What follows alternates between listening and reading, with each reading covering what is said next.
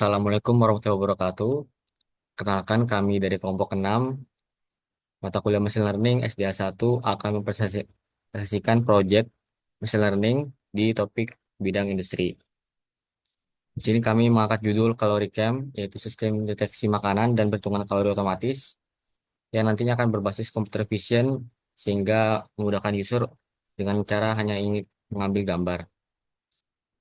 Yang pertama, prediction task. eh, What is the type of task? Yaitu computer vision, image classification, dan object detection. Which entity are prediction made on? Gambar makanan diunggah pengguna atau diambil melalui kamera real time. Adapun what are the possible outcomes to predict? Jenis makanan yang terdeteksi dan estimasi kandungan kalorinya.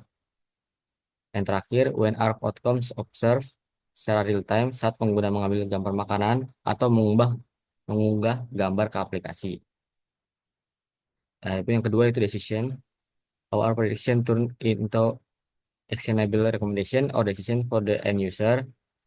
Itu hasil deteksi makanan digunakan untuk memberikan rekomendasi jumlah kalori. Adapun parameter yang digunakan meliputi kebutuhan kalori harian yang dihitung berdasarkan rumus Harris-Benedict yang mempertimbangkan usia, jenis kelamin, berat badan, tinggi badan, serta aktivitas fisik pengguna. Lanjutkan lanjutkan teman saya. Selanjutnya ada value proposition, who is the beneficiary and what specific pain points are addressed. Jadi who is-nya adalah semua orang yang ingin memantau asupan kalori dan nutrisi harian mereka, baik untuk menurunkan, mempertahankan maupun meningkatkan berat badan mereka. Lalu what specific point dari proyek kita adalah untuk mengatasi kesulitan pengguna dalam menghitung kalori makanan secara manual dan dapat memahami kebutuhan kalori harian secara akurat. Lalu, how will the ML solution integrate with their workflow and through which user interface? Jadi, proyek ini akan terintegrasi dalam web dengan fitur kamera dan mengunggah gambar. Lalu, UI yang pastinya akan kami munculkan adalah tampilan hasil deteksi makanan, estimasi kalori, serta rekomendasi konsumsi makanan berdasarkan kebutuhan pengguna. Lalu selanjutnya ada data collection. How is the initial set of entities and outcome search, example database extract, API pools, manual labeling. Nah, jadi data kita diambil dari website namanya AI Crowd. Yang mana data kita ambil tuh namanya Food Recognition Challenge. Dan dataset kalorinya kita ambil dari Kaggle, Calorie in Food Items per 100 gram. Terus, what strategies are in place to update data continuously while controlling the cost and maintaining freshness. Jadi sistem ini bakal ada sistem feedback pengguna untuk meningkatkan akurasi model, lalu penerapan active learning untuk mengupdate model dengan data baru yang lebih relevan, lalu ada integrasi API database makanan untuk mendapatkan informasi terbaru.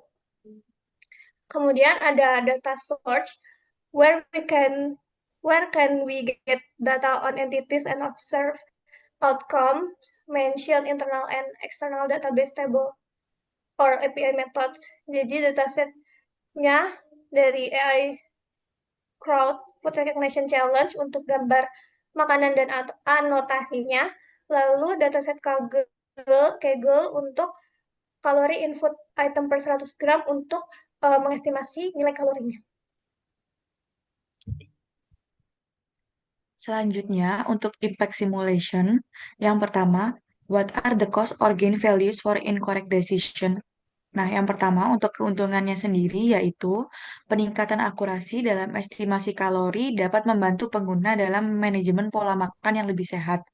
Namun, untuk kerugiannya yaitu prediksi yang salah dapat menyebabkan estimasi kalori yang tidak akurat berdampak pada rencana konsumsi makanan pengguna.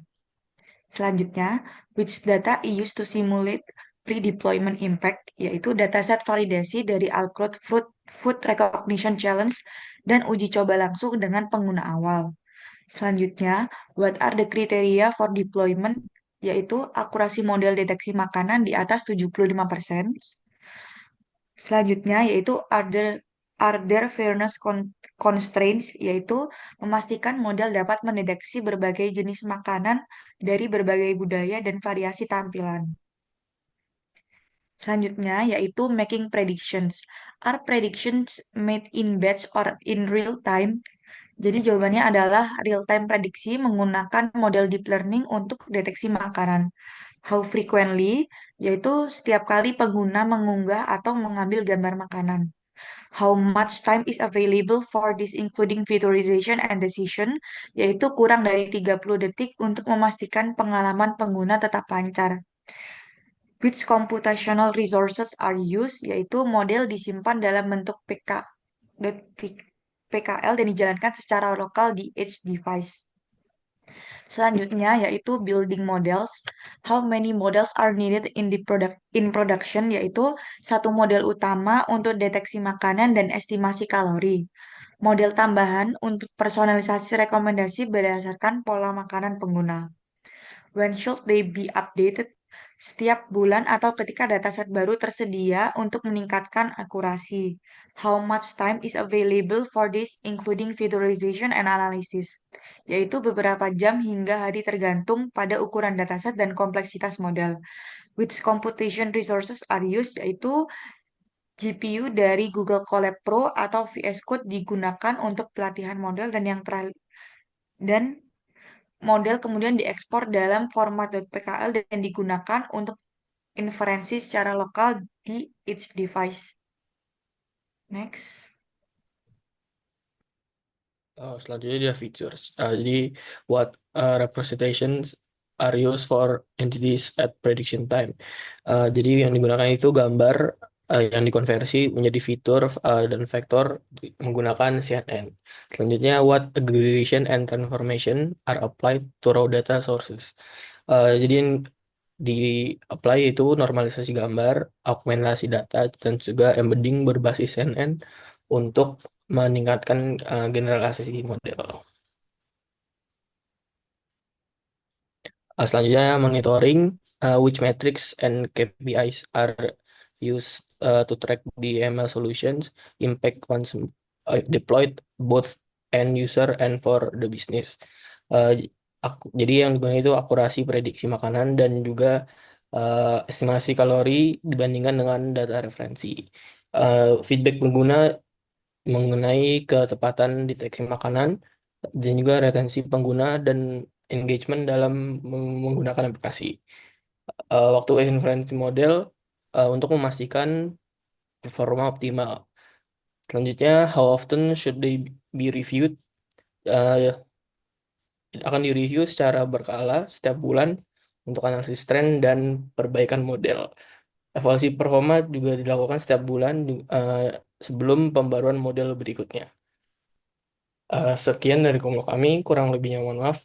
Assalamualaikum warahmatullahi wabarakatuh.